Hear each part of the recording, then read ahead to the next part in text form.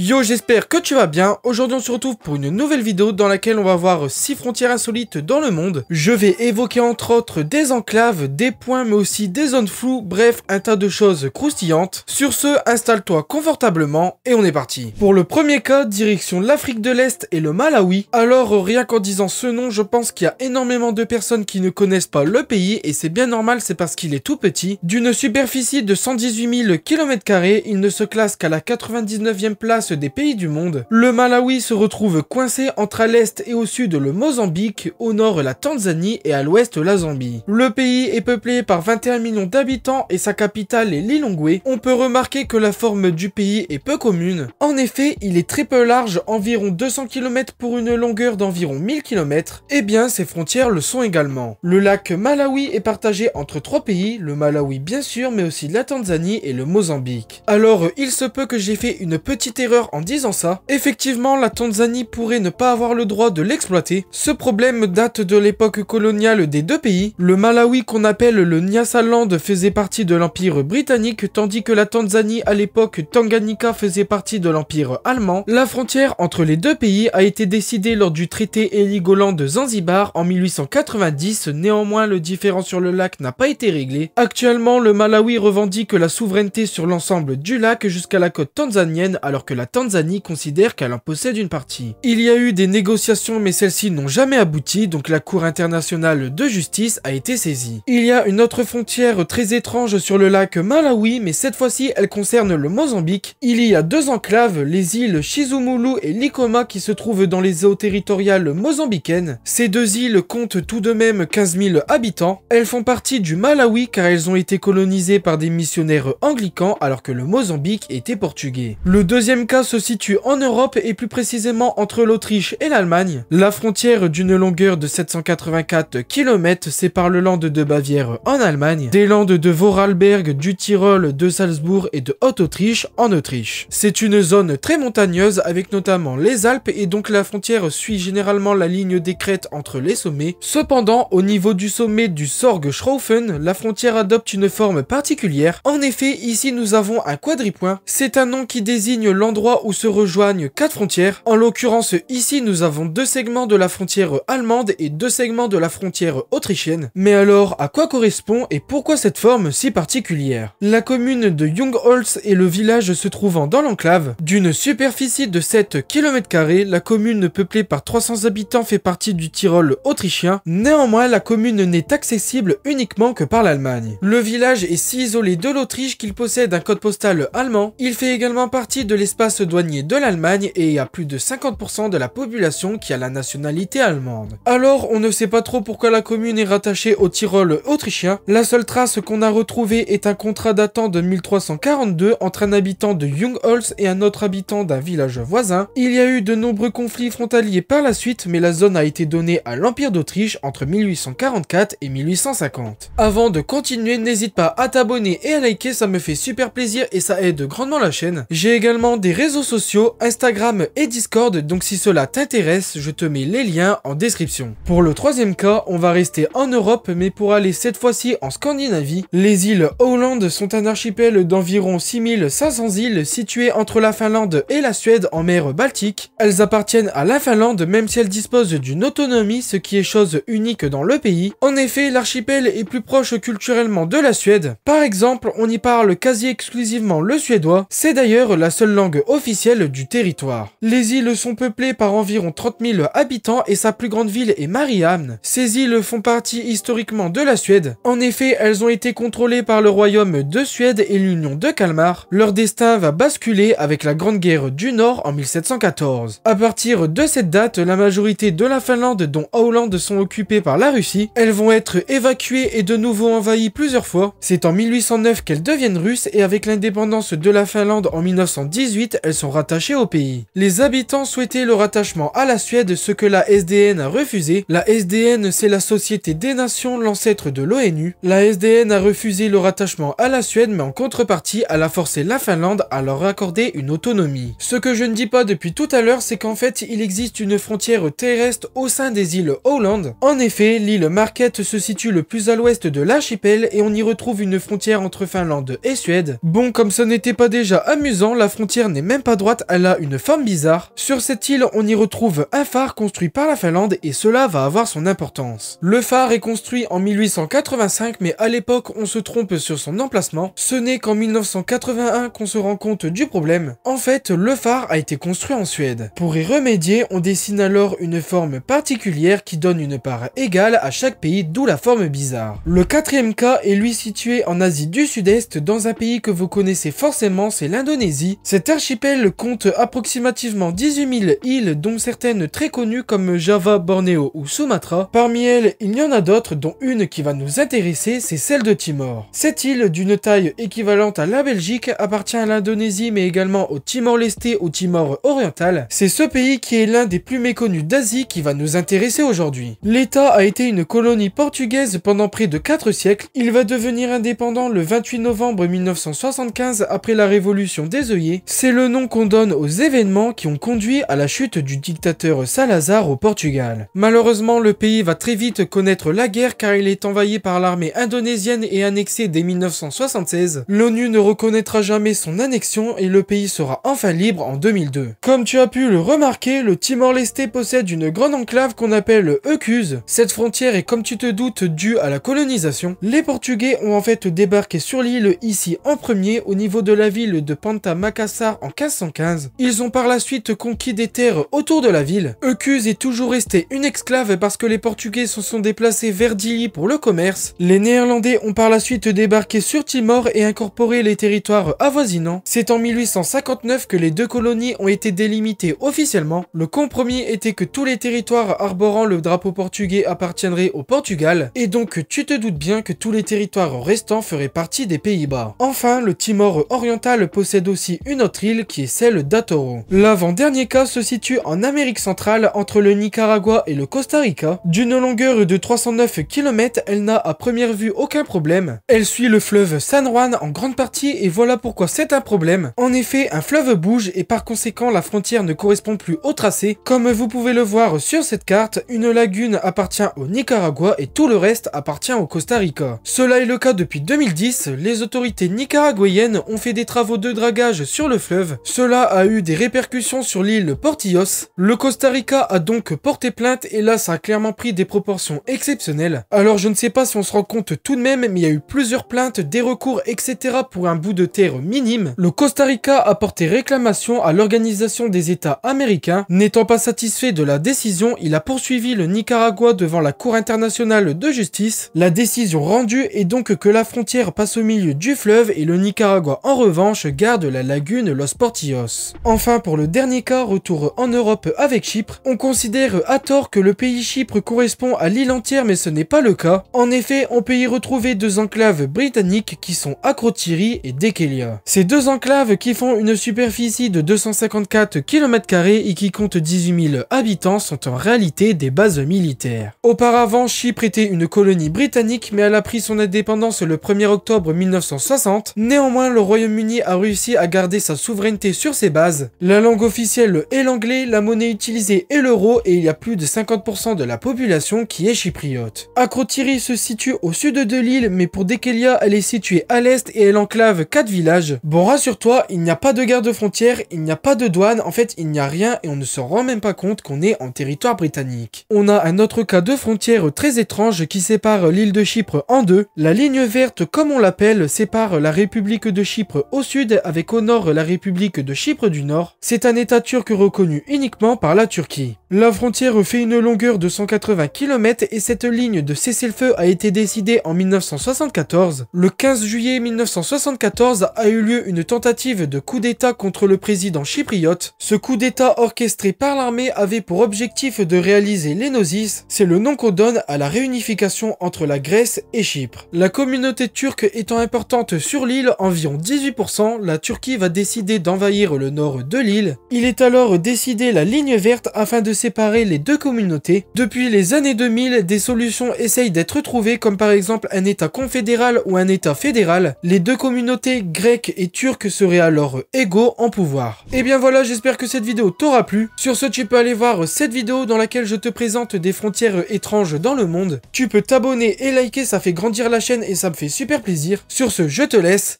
Ciao ciao.